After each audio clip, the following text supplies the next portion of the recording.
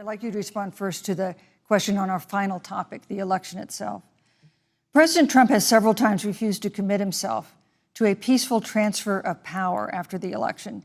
If your ticket wins and President Trump refuses to accept a peaceful transfer of power, what steps would you and Vice President Biden then take? What would happen next? You have 2 minutes.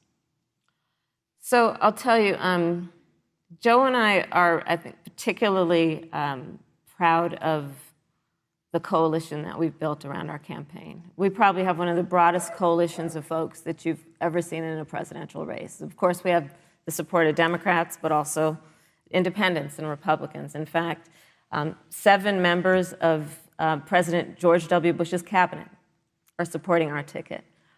We have the support of Colin Powell, Cindy McCain, John Kasich, over 500 generals, retired generals, and former national security experts and advisors are supporting our campaign. And I believe they are doing that because they know that Joe Biden has a deep, deep-seated commitment to fight for our democracy and to fight for the integrity of our democracy and to bring integrity back to the White House. And so we believe in the American people. We believe in our democracy. And here's what I'd like to say to everybody. Vote. Please vote. Vote early. Come up with a plan to vote. Go to iwillvote.com. You can also go to joebiden.com. We have it within our power in these next 27 days to make the decision about what will be the course of our country for the next 4 years. And it is within our power, and if we use our vote and we use our voice, we will win. And we will not let anyone subvert our democracy with what Donald Trump has been doing, as he did on the debate stage last week, when again in front of 70 million people, he openly attempted to suppress the vote. Joe Biden, on the other hand, on that same debate stage, because clearly Donald Trump doesn't think he can run on a record because it's a failed record, Joe Biden on that stage said, hey, just please vote. So I'll repeat what Joe said. Please vote. Thank you, Senator. Vice President Pence, President Trump has several times refused to commit himself to a peaceful transfer of power after the election. If Vice President Biden is declared the winner and President Trump refuses to accept a peaceful transfer of power, what would be your role and responsibility as vice president? What would you personally do? You have 2 minutes. Well, Susan, first and foremost, I think we're going to win this election. Because while Joe Biden and Kamala Harris rattle off a long litany of the establishment in Washington, D.C., an establishment that Joe Biden's been a part of for 47 years, President Donald Trump has launched a movement of everyday Americans from every walk of life. And I have every confidence that those same Americans that delivered that historic victory in 2016, they see this president's record where we rebuild our military, we revived our economy through tax cuts and rolling back regulation, fighting for fair trade, unleashing American energy.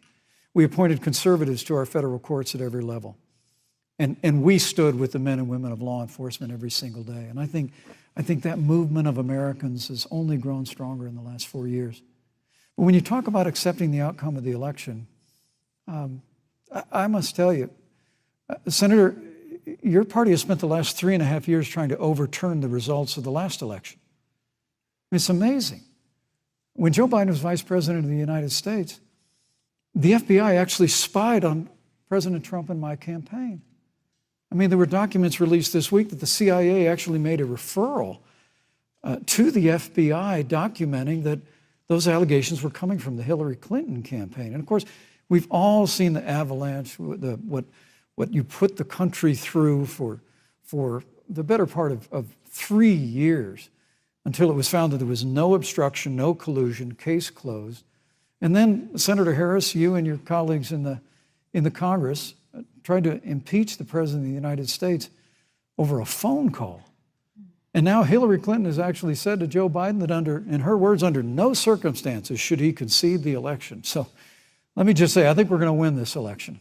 President Trump and I are fighting every day in courthouses to prevent Joe Biden and Kamala Harris from changing the rules and creating this universal mail-in voting that will create a massive opportunity for voter fraud. And we have a free and fair election. We know we're going to have confidence in it.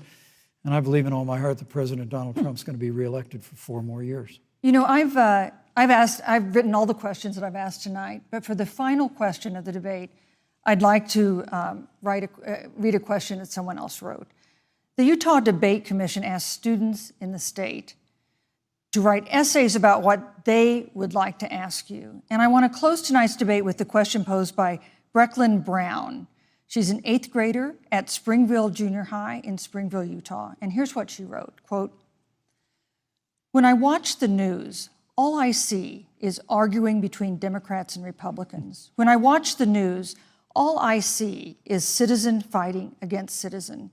When I watch the news, all I see are 2 candidates from opposing parties trying to tear each other down. If our leaders can't get along, how are the citizens supposed to get along?" And then she added, "Your examples could make all the difference to bring us together," end quote. So to each of you in turn, I'd like you to take 1 minute and respond to Brecklin. Vice President Pence, you have 1 minute. Brecklin, it's a wonderful question.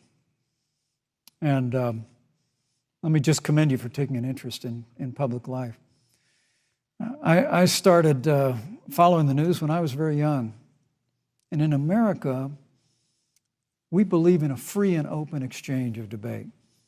And we celebrate that. And it's how we've created literally the freest and most prosperous nation in the history of the world. But I would tell you that don't assume that what you're seeing on your local news networks is synonymous with the American people. You know, I look at the relationship between Justice Ruth Bader Ginsburg, the late justice who we just lost from the Supreme Court, and the late Justice Antonin Scalia. They were on polar opposites on the Supreme Court of the United States, one very liberal, one very conservative. But what's been learned since her passing was the 2 of them and their families were the very closest of friends. I mean, here in America, we can disagree. We can debate vigorously, as Senator Harris and I have on this stage tonight. But when the debate is over, we come together as Americans.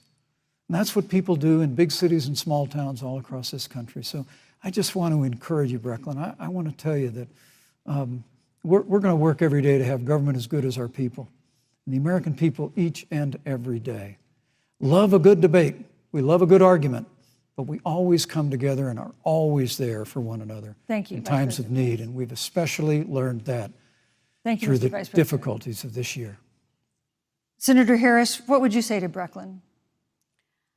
First of all, I love hearing from our young leaders. And when I hear her words, when I hear your words, Brecklin, I know our future is bright because it is that perspective on who we are and who we should be that is a sign of leadership and is something we should all aspire to be. And that, that brings me to Joe. Joe Biden, one of the reasons that Joe decided to run for president is after Charlottesville, which we talked about earlier.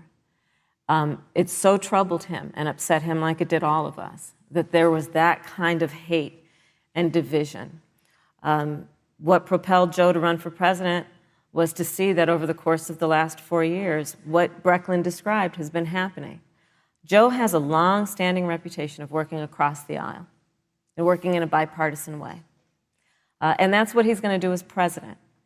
Joe Biden has a history of lifting people up and fighting for their dignity. You have to know Joe's story to know that Joe has known pain, he has known suffering, and he has known love. And so, Brecklin, when you think about the future, I do believe the future is bright.